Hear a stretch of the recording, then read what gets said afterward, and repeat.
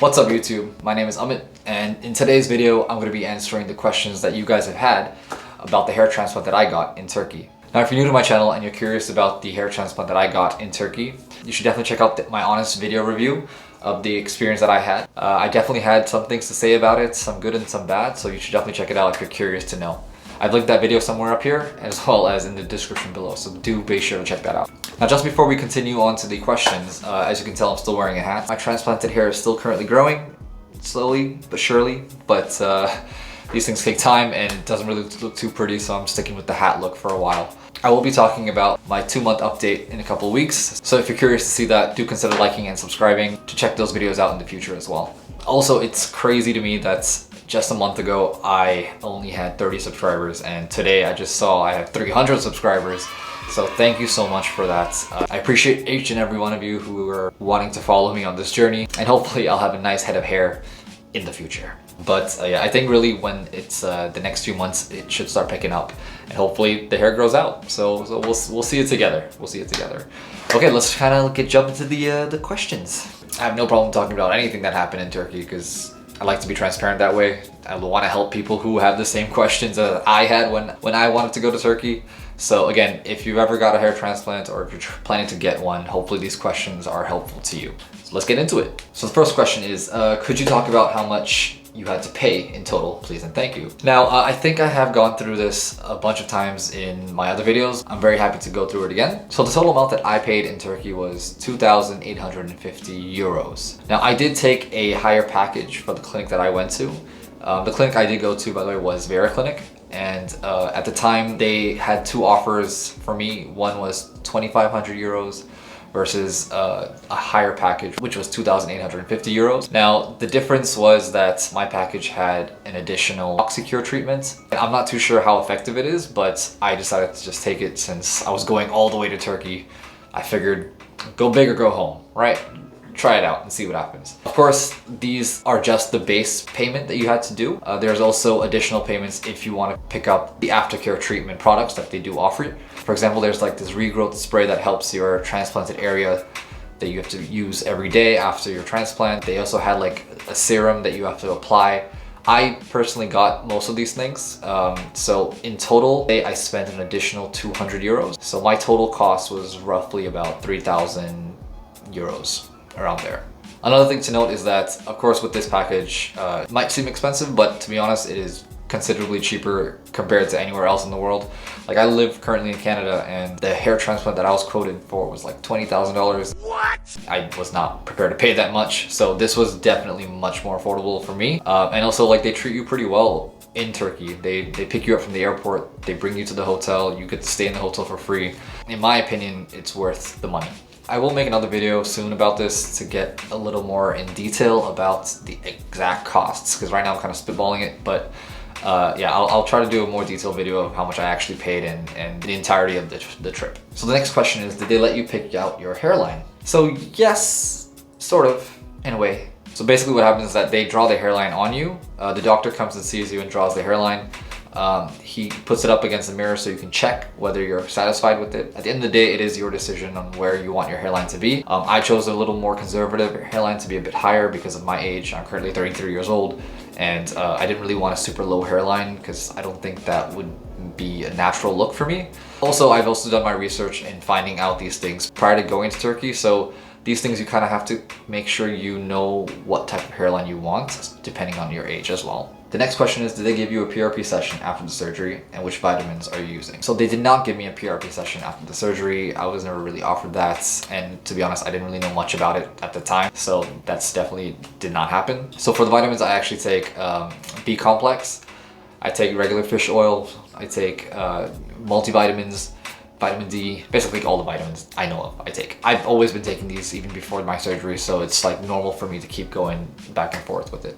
Hi, do you have to buy their own products or can you just buy it from your own country? Now this was something also, as I mentioned earlier, they do offer you certain products that you can purchase. I personally purchased it because also I didn't really want to go back to my country and look for it while I'm just recovering. I felt like it would have been a big inconvenience for me, so I just decided to go with whatever they had. Picked it up, and you know, it's the ease, right? It's the convenience for yourself. But I think if you are considering to get something similar, you can definitely find it in your own country. Alternatively, you can also get it from their website that they offer it from. The only difference is that you're gonna pay a little extra for shipping costs. So again, I would recommend you picking up whatever you want at the clinic itself, but it's not a requirement. How many days did you stay in Turkey? I stayed a total of 4 days. I landed on day 1, which was the 28th of February. They took me to the hotel room. The second day was they picked me up and sent me to the clinic. The third day was after the surgery and they washed my head and cleaned me up. The fourth day was when I booked my flight back out. Now, the reason why I only stayed for 4 days was because the package that I had was covered for the 4 days. So I didn't really want to spend extra time or money in Turkey at the time.